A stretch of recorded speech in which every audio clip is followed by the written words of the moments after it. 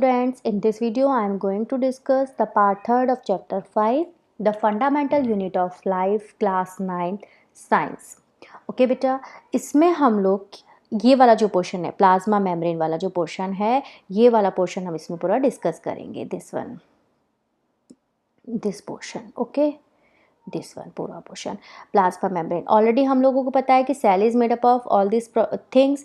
सो हम लोग इसमें प्लाज्मा मेम्ब्रेन, उसकी प्रॉपर्टी और उसके फंक्शंस के बारे में डिस्कस करेंगे.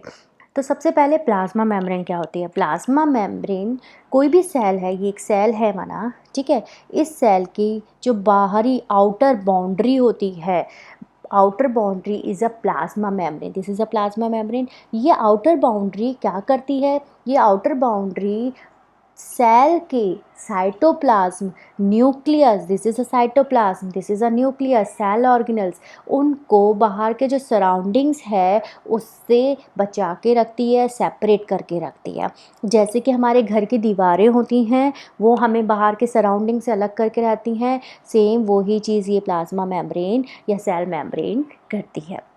अब ये जो सेल मेम्ब्रेन या प्लाज्मा मेम्ब्रेन है, सारी सेल्स में प्रेजेंट होती है, ठीक है. अब ये प्लांट सेल और एनिमल सेल दोनों में प्रेजेंट होती है, ठीक है. मेन चीज, it is made up of protein और लिपिड्स. प्रोटीन और लिपिड से मिलकर बनी होती है. इंपॉर्टेंट क्वेश्चन है, किससे मिलकर बनी होती है. It is made up of protein और लिपिड. अब मेन जो चीज़ है वो ये है, it is selectively permeable membrane.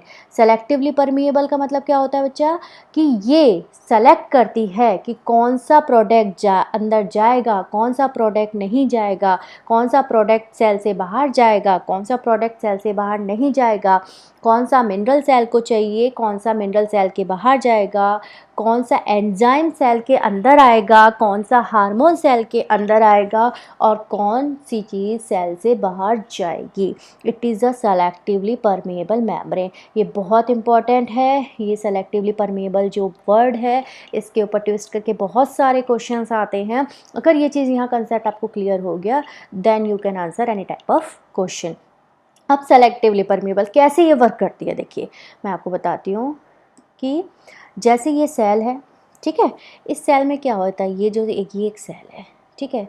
यहाँ पे इस पे एक इस तरह से ऐसे ये सेल वॉल है. इसका हम बड़ा सा टुकड़ा देखें तो ये सेल मेम्ब्रेन है, सॉरी, ये सेल मेम्ब्रेन है. इसमें छोटे छोटे छोटे छोटे होल्स होते हैं, इस तरह से छोटे छोटे, जैसे चलनी होती है ना अपनी चलनी, इस तरह से होल्स होते हैं. ये जो सेल मेम्ब्रेन होती है, ये सबसे पहली चीज़, ये डबल लेयर्ड होती है. इसकी 2 लेयर होती हैं और इसकी दोनों ही लेयर पे अंदर और बाहर दोनों तरफ इस तरह से रिसेप्टर्स लगे हुए होते हैं, बहुत सारे, ठीक है. रिसेप्टर्स क्या होते हैं. अब रिसेप्टर्स वो होते हैं जो कोई भी चीज़ बाहर से आती है उसको रिसीव करते हैं, उसको चेक करते हैं कि ये जो चीज़ है, ये जो एंजाइम है, ये जो मिनरल है, ये जो हार्मोन है, इसकी ज़रूरत इस सेल को है या नहीं है. अगर इस एंजाइम की, जो भी ये एंजाइम है, माना ये आया बाहर से, इसकी ज़रूरत इस सेल को है तो ये इसको अंदर जाने देंगे. अगर इसकी ज़रूरत इस सेल को नहीं है तो वो इसको सेल को बाहर भेज देंगे, सेल से बाहर भेज देंगे, ठीक है. सेम यही चीज़ क्या होती है बच्चा, कि सेम यही चीज़ होती है यहाँ पे. ये रिसेप्टर्स हैं. सेल में जो भी प्रोडक्ट्स बने, उनमें से जो भी प्रोडक्ट्स, ये माना सेल है, इसमें कुछ प्रोडक्ट्स बने, वो प्रोडक्ट्स जो भी सेल अगर उसको बाहर भेजती है, बाहर प्रोडक्ट को, तो पहले ये रिसेप्टर्स जो हैं वो रिसीव करते हैं, चेक करते हैं कि ये जो प्रोडक्ट है, ये माना कोई प्रोडक्ट है ना, इसको सेल बाहर थ्रो कर रही है, ठीक है. तो पहले ये चेक करेंगे कि ये रिसेप्टर्स चेक करेंगे कि ये जो प्रोडक्ट है वो सेल के लिए यूज़फुल तो नहीं है, सेल को उसकी ज़रूरत तो नहीं है. अगर सेल को उसकी ज़रूरत नहीं है तो ये इसको से बाहर निकाल देते हैं सेल से. अगर ज़रूरत है तो उसको नहीं जाने देते. सेम ऐसे ही अंदर आने के टाइम में होता है, ऐसे ही बाहर जाने के टाइम में होता है. इसलिए इसको बोलते हैं सेलेक्टिवली परमिएबल. ये सेलेक्ट करती है, परमिशन देने के लिए सेलेक्ट करती है कि कौन सी चीज़ अंदर जाएगी, कौन सी चीज़ अंदर नहीं जाएगी. ये जो सेल मेम्ब्रेन है, जैसे कि हम किसी रिसेप्शन पे जाते हैं तो सबसे पहले वो हमारा आई कार्ड चेक करते हैं। जैसे हमने एरोप्लेन के लिए टिकट ली, हम एरोप्लेन के लिए जाते काउंटर पे जाते हैं तो सबसे पहले वो हमारी टिकट चेक करते हैं, हमारा जो पासपोर्ट है वो चेक करेंगे कि हाँ ये वैलिड पर्सन है या नहीं है। अगर वैलिड पर्सन है तो उसे अंदर जाने दिया जाता है, ठीक है, और नहीं है तो उसे वहाँ से कह दिया जाएगा कि भैया आप बाहर जाइए, ठीक है। सेम यही चीज़ यहाँ पे होती है, ये चेक करते हैं कि कौन सी चीज़ की ज़रूरत सेल को है, कौन सी चीज़ की ज़रूरत सेल को नहीं है। जिस चीज़ की ज़रूरत सेल को नहीं है उससे सेल को अंदर नहीं आने देते और उसको सेल से बाहर जाने देते हैं, जिसको जाना है उसको जाने देते हैं। समझ में आ गई बात? ये बहुत इंपॉर्टेंट है। अगर ये चीज़ आपको यहाँ समझ में आ गई देन आप इसमें इस टाइप के इससे रिलेटेड जो भी क्वेश्चन आएंगे उनका आंसर ईजली कर पाओगे। उसके बाद क्या आता है, ये भी बहुत इंपॉर्टेंट है। इसके बाद आता है कि it is a flexible, its flexibility enables cells to engulf in food and other from the external environment। Actually में क्या होता है, ये लिपिड और प्रोटीन की बनी होती है। यहाँ हमने पढ़ा है प्रोटीन और लिपिड की बनी होती है, इसलिए ये फ्लैक्सिबल भी होती है। हमारे घर की दीवारें तो फ्लैक्सिबल नहीं होती, लेकिन ये फ्लैक्सिबल होती है। तो इसमें जो फ्लेक्सिबिलिटी की वजह से जो प्रोसेस होता है उसको बोलते हैं एंडोसाइटोसिस। इट्स वेरी इंपॉर्टेंट और इस पर क्वेश्चन ज़रूर आते हैं। एंडोसाइटोसिस प्रोसेस, एंडोसाइटोसिस प्रोसेस क्या होता है? मोस्टली ये यूनिसेलुलर ऑर्गेनिज्म में मिलता है, जैसे कि अमीबा का हमने एक एग्जांपल लिया है। This is amoeba. अब ये क्या करता है, ये जो इसके बाहर जो लेयर है ना, ये दिस वन ये पूरी, ये क्या करता है, ये है सेल मेम्ब्रेन या प्लाज्मा मेम्ब्रेन। अब जैसे ही अमीबा के पास कोई फूड पार्टिकल, ये आया एक फूड पार्टिकल, ठीक है, ये फूड पार्टिकल है, जैसे ही इसके पास आता है तो इसको सेंसेस हो जाता है कि ये फूड पार्टिकल मेरे पास आ रहा है। तो ये क्या करता है, ये अपनी शेप को इस तरह से ऐसे चेंज करता है, मूव कर रहा है ना, फ्लेक्सिबल है इसलिए चेंज कर लिया, उसको अपने अंदर की तरफ लेने लगता है फूड पार्टिकल को।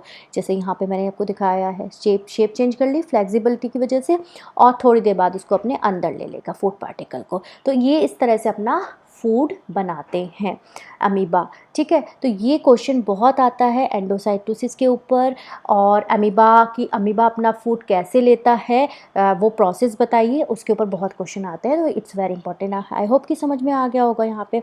This process is called endocytosis, कि अमीबा ने अपने अंदर फूड को ले लिया थ्रू द प्लाज्मा मेम्ब्रेन की फ्लेक्सिबिलिटी की वजह से, प्लाज्मा मेम्ब्रेन की वजह से।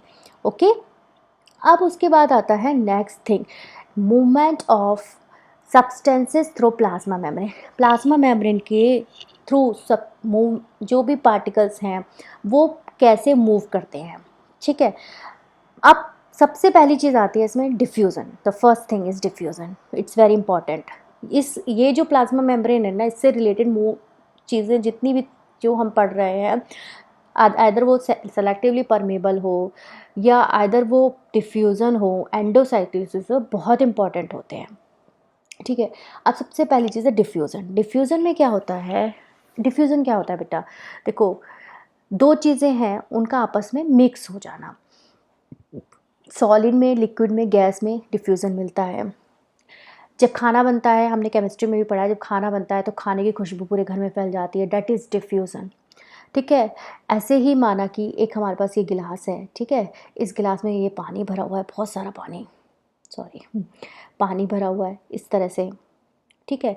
अब इस पानी में अगर मैं कोई भी रेड कलर का सॉल्ट या कोई भी रेड कलर की इंक डालती हूँ, तो जब मैंने इंक डाली तो वो यहाँ पे आ गई, यहाँ पे डालूँगी मैं, ठीक है। अब डिफ्यूज़न क्या होता है कि जो भी मॉलिक्यूल्स हैं उनका अपनी हाई कॉन्सेंट्रेशन से, ये यहाँ पे डालूंगी तो इसकी कॉन्सेंट्रेशन हाँ ज़्यादा होगी, हाई कॉन्सेंट्रेशन से लो कॉन्सेंट्रेशन, मतलब यहाँ पे जब मैंने डाला तो इसकी कॉन्सेंट्रेशन ज़्यादा होगी। कॉन्सेंट्रेशन का मतलब समझ लो आप कि उसकी क्वांटिटी, एक तरह से समझ लो कितना प्रेजेंट है वो वहाँ पे, ठीक है। तो यहाँ पे ये बहुत सारा प्रेजेंट है और यहाँ पे ये बिल्कुल नहीं है, तो ये क्या करेगा, इधर इधर पूरे वाटर में फैल जाएगा, ठीक है।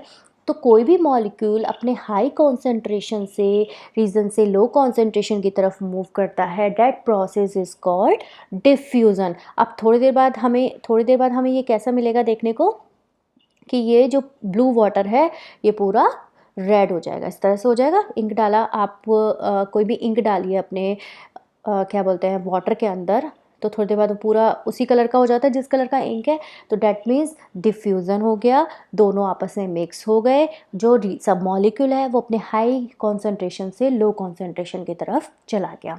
अब यही डिफ्यूज़न जो सेल्स हैं उनमें कैसे होता है। सेल्स, जैसे ये माना कोई सेल है बेटा, इस सेल में बहुत सारी केमिकल रिएक्शंस होती हैं।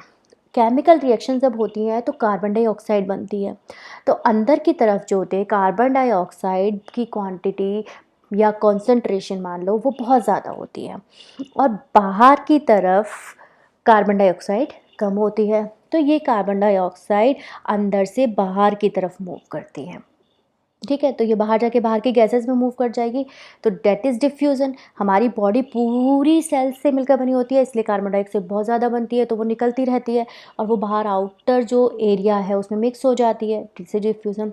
अब बाहरी एरिया में क्या होता है कि ऑक्सीजन ज़्यादा होती है और हमारी बॉडी के अंदर ऑक्सीजन नहीं बनती है, तो ऑक्सीजन बहुत कम होती है हमारी बॉडी के अंदर, तो बाहर से ये ऑक्सीजन अंदर आती है, तो वो अंदर हमारी बॉडी में जाके मिक्स हो जाती है, मिक्स हो जाती है मतलब डिफ्यूज़न हो जाता है। तो इस तरह से हमारी बॉडी में जो गैसेस हैं उनका प्रोसेस होता है, उनका एक्सचेंज होता है in between the cells from the external environments. This is the diffusion. This diffusion play an important role in gaseous exchange between the cell, आपस में सेल्स के बीच में भी और दूसरे एनवायरनमेंट के बीच में भी, वो इस तरह से प्रोसेस करता है। आई होप आपको समझ में आ गया होगा। आफ्टर दैट ऑस्मोसिस, डिफ्यूज़न का ही एक इम्पॉर्टेंट पोर्शन होता है osmosis, is a special case of diffusion. जब भी वाटर का मूवमेंट होता है through selectively permeable membrane, selectively permeable हमने यहाँ पे भी सुना था, सेलेक्टिवली परमिएबल मेम्ब्रेन सेम वही चीज़ है। Through selectively permeable membrane movement of water molecule is called osmosis, और इसमें भी जो वाटर है वो अपनी हाई कॉन्सेंट्रेशन से लो कॉन्सेंट्रेशन की तरफ मूव करता है सेमी परमिएबल मेम्ब्रेन से। This process is called osmosis. बहुत ध्यान से समझना, बहुत ध्यान से समझना, it's a very important topic और इसके ऊपर क्वेश्चन आता ही है, ठीक है। जैसे कि ये एक बीकर है, एक ग्लास है, बीकर है, इसमें हमने बीच में एक सेमी परमेबल मेम्ब्रेन लगा दी, SPM मतलब सेमी परमेबल मेम्ब्रेन। ये वाटर एक तरफ और एक तरफ शुगर सॉल्यूशन है। शुगर सॉल्यूशन में वाटर भी प्रेजेंट होगा पर उसकी कॉन्सेंट्रेशन कम होती है, और इसकी यहाँ पे क्योंकि प्योर वाटर है तो इसकी कॉन्सेंट्रेशन ज़्यादा हो गई। वाटर ज़्यादा है यहाँ वाटर कम है, तो वाटर कहाँ मूव करेगा, यहाँ से यहाँ जाएगा, ठीक है। वाटर इधर से इधर जाएगा। ये शुगर सॉल्यूशन है। शुगर सॉल्यूशन मतलब इसमें वाटर भी है और शुगर भी प्रेजेंट है, लेकिन वाटर की क्वांटिटी कम हो गई तो वाटर इधर से इधर मूव करेगा। This process is called movement of water from their high concentration to low concentration through a semi permeable membrane. This process is called osmosis. अब इसको हम एक और एग्जाम्पल से समझते हैं। देखो बच्चा, ये एक बीकर है, इस बीकर में ये है डाइल्यूट NaCl सोडियम क्लोराइड, बीच में एक सेमी परमेबल मेम्ब्रेन लगी हुई है, ये है कॉन्सेंट्रेटेड NaCl। डाइल्यूट मतलब होता है जिसमें पानी ज़्यादा है, ठीक है। जैसे कि आप कोई भी शरबत पीते हो, जब शरबत बॉटल से निकालते हो ग्लास के अंदर, जब उसमें पानी मिक्स नहीं करते तो कितना गाढ़ा गाढ़ा होता है। जब हम उसमें पानी मिक्स कर देते हैं तो वो पतला हो जाता है ना, एक गिलास बन जाता है पूरा, एक स्पून शरबत से पूरा एक गिलास शरबत बन जाता है।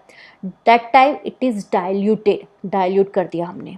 सेम वही चीज़ है, डाइल्यूट NaCl मतलब पानी बहुत ज़्यादा है और सोडियम क्लोराइड कम है। कॉन्सेंट्रेटेड NaCl मतलब जो हमने जैसे शरबत देखा ना, शरबत के अंदर एक चम्मच जब हम शरबत लेते हैं, जस्ट हमने बॉटल से निकाला जिसमें हमने पानी नहीं मिलाया, तो उसमें शरबत भी होता है और उसमें पानी होता है पर उसकी क्वांटिटी बहुत कम होती है। सेम कॉन्सेंट्रेटेड NaCl जिसमें पानी की क्वांटिटी मतलब कम होती है और जो भी हमारा सॉल्यूट है वो ज़्यादा होता है। सॉल्यूट मतलब जो भी हमने उसमें मिलाया है वो ज़्यादा होता है। तो अब क्या होता है, डाइल्यूट NaCl से वाटर मतलब यहाँ से वाटर, क्योंकि यहाँ पे वाटर की कॉन्सेंट्रेशन ज़्यादा है, यहाँ पे कम है, तो वाटर यहाँ से यहाँ जाएगा, आई बात समझ में? Through semi permeable membrane. This membrane is not, this is not permitted to NaCl कि वो इस मेम्ब्रेन को क्रॉस करे, वो यहाँ से यहाँ जाए, ये सिर्फ वाटर को ही अलाउ कर रही है कि वो जाएगा बस, ठीक है। First thing. अब सेकंड थिंग, वाटर इधर से इधर भी आता है, ऐसा नहीं है कि एक ही तरफ जाएगा, इधर से इधर आता है, लेकिन उसकी क्वांटिटी बहुत कम होती है, प्रेशर इधर ज़्यादा होता है, तो वाटर इधर मूव करता है और इधर की तरफ जो हमारा ये है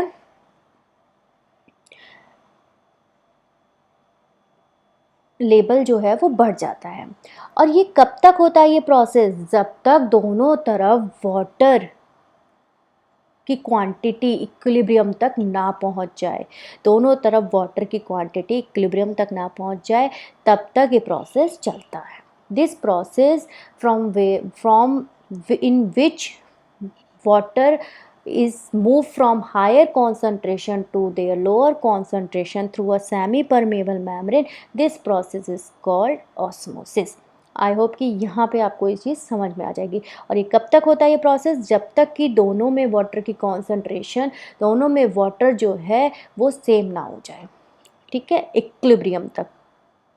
अब मेन चीज़ आती है हाइपोटोनिक, आइसोटोनिक और hypertonic.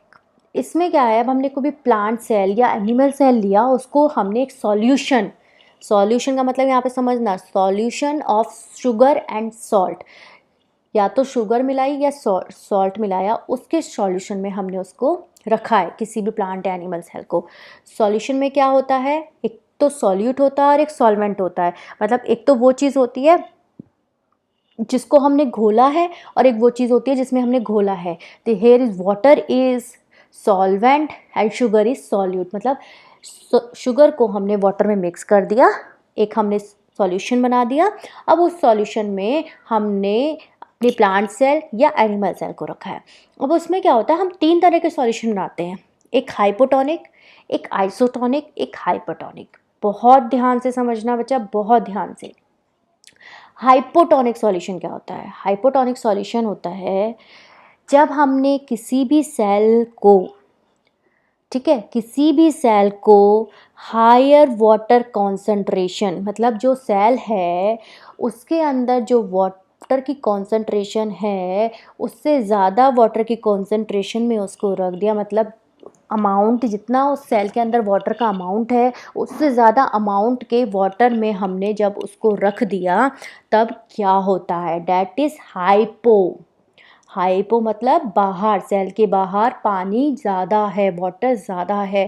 That means it is diluted, it is diluted water outside the cell and inside the cell it is concentrated water, ठीक है, वाटर की क्वांटिटी कम है। तो अब क्या होगा, पानी दोनों तरफ जाएगा through a semi permeable membrane. This membrane is a semi permeable membrane, इसके थ्रू दोनों तरफ जाएगा, लेकिन क्योंकि उसके अंदर पहले ही पानी कम है तो बाहर वो कम आएगा। ये देख रहे हो ना, एरो एक ही लगाया है मैंने, बाहर वो कम आएगा और अंदर पानी ज़्यादा जाएगा, तब तक जब तक इक्विलिब्रियम नहीं पहुंच जाता। और इससे का क्या रिज़ल्ट आएगा कि सेल जो है उसमें जब हम पानी डालते हैं, बहुत सारा पानी जब जाएगा तो वो स्वेल हो जाएगी, स्वेल हो जाएगी। This is the result. हमेशा याद रखना, पानी कहाँ ज़्यादा है बस वहाँ से वो कम की तरफ जाएगा, इतना, ये चीज़ बहुत अच्छे से समझ लेना बेटा, ठीक है। ये कभी ये मत समझना कि NaCl कहाँ ज़्यादा है, सॉल्ट कहाँ ज़्यादा है, शुगर कहाँ ज़्यादा है, वो चीज़ पे कभी कॉन्सेंट्रेट मत करना। हमेशा वाटर की कॉन्सेंट्रेशन कहाँ है उस पर कॉन्सेंट्रेट करके इन चीज़ों का आंसर देना, hypotonic, isotonic, then you will give the answer of any type of question.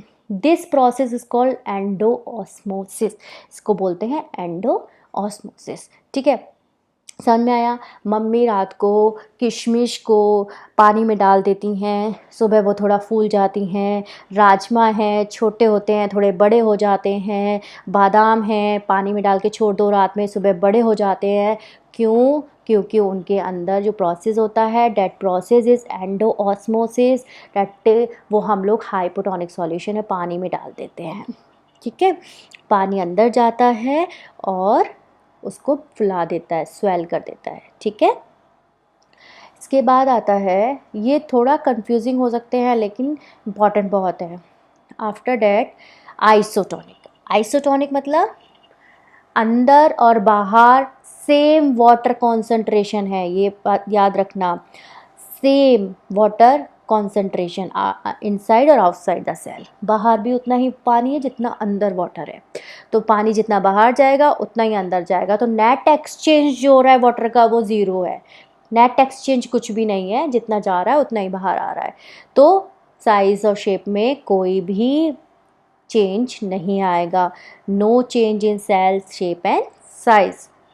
Okay, get my point. After that आता है हाइपरटोनिक। हाइपरटोनिक मतलब, हाइपर मतलब पानी बाहर कम है, सेल के अंदर ज़्यादा है।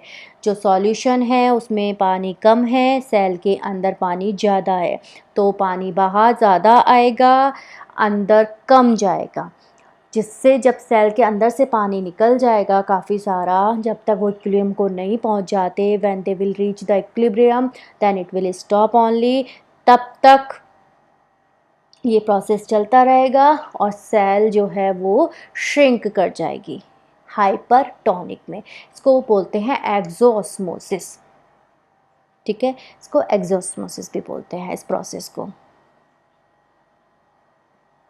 ओके बेटा, these three are very important, hypotonic, isotonic and hypertonic। इन पे बहुत घुमा फिरा के क्वेश्चंस आते हैं, तो आप बिल्कुल भी कंफ्यूज ना हो, बस ये देखें वाटर कॉन्सेंट्रेशन किधर है। जहाँ वाटर कॉन्सेंट्रेशन ज़्यादा होगी पानी वहाँ से लोअर कॉन्सेंट्रेशन की तरफ ही मूव करेगा एवरी टाइम। ओके, अब उसके बाद आता है एग्जाम्पल ऑफ ऑस्मोसिस से, बहुत इंपॉर्टेंट है यूनिसेलुलर फ्रेश वाटर ऑर्गेन्स, जो कि अभी हमने देखा अमीबा वगैरह कैसे अपना फूड लेते हैं, वो फूड लेते हैं थ्रू द ऑस्मोसिस के थ्रू। उसके बाद जो फ्रेश वाटर ऑर्गेनिज्म, जो हमारे वाटर प्लांट सेल्स होती हैं जो वाटर के अंदर रहती हैं, वो कैसे फूड लेती हैं, वो भी ऑस्मोसिस के थ्रू ही पानी को अंदर लेती हैं, मतलब अंदर जाता है उनके पानी, उसी के through most plant cells tend to gain water through osmosis. जो फ्रेश वाटर में प्लांट्स होते हैं, प्लांट्स में रूट जो होती है, रूट में पानी कम होता है और आउटसाइड जब हम उनमें पानी देते हैं तो पानी बहुत ज़्यादा हो जाता है, तो वो प्लांट रूट्स भी एब्जॉर्प्शन करती हैं वाटर थ्रू द ऑस्मोसिस। अब जब ये जो पूरा प्रोसेस होता है बच्चा, इस पूरे प्रोसेस में जो आउट मतलब मूवमेंट हुआ कोई भी मॉलिक्यूल का अंदर और बाहर, सेल के अंदर और बाहर, वो ट्रांसपोर्टेशन जो होता है उसके लिए एक एनर्जी की ज़रूरत होती है, that it adenosine triphosphate, ATP. ये खुद अपने आप में एक बहुत बड़ा चैप्टर भी बनता है एटीपी पे, लेकिन आपको इतना कुछ पढ़ना नहीं है, सिर्फ एटीपी एडिनोसिन ट्राइफॉस्फेट होता है, जिसके थ्रू, मतलब ये माइटोकॉन्ड्रिया में बनता है, इसके थ्रू एनर्जी मिलती है और इसके थ्रू ही ट्रांसपोर्टेशन होता है। अब इतना कुछ पढ़ने के बाद आपको समझ में आ गया होगा कि प्लाज्मा मेम्ब्रेन के फंक्शंस क्या हैं। ये क्या करती है, it permit the entry and exit of some material in और आउट ऑफ द सेल। ये सेमी परमेबल है, इसलिए एंट्री और एग्जिट को परमिट करती है, कुछ ही मटेरियल जो सेल को ज़रूरत होती है उनके पास। It prevent movement of some other material not require for the cell. Prevent करती है जो मटेरियल सेल्स के लिए नहीं ज़रूरी होते हैं उनको रोक देती है through, because it is a semi permeable membrane. ठीक है, ओके बच्चा, आई होप कि आपको ये चैप्टर अच्छे से समझ में आया होगा। नहीं समझ में आए प्लीज़ मेरे को कमेंट डालिएगा, मैंने अपना कमेंट सेक्शन भी ऑन कर दिया है, क्योंकि ये टॉपिक बहुत इम्पॉर्टेंट है। It's very important topic, osmosis very important है इसमें। तो अगर वो क्लियर हो जाएगा तो आप किसी भी टाइप का क्वेश्चन का आंसर दे सकते हो, क्योंकि इस पे क्वेश्चन ज़रूर आता है बेटा। Okay okay, bye bye student, and wait for my next video, and please like, share and subscribe my videos. Thank you so much.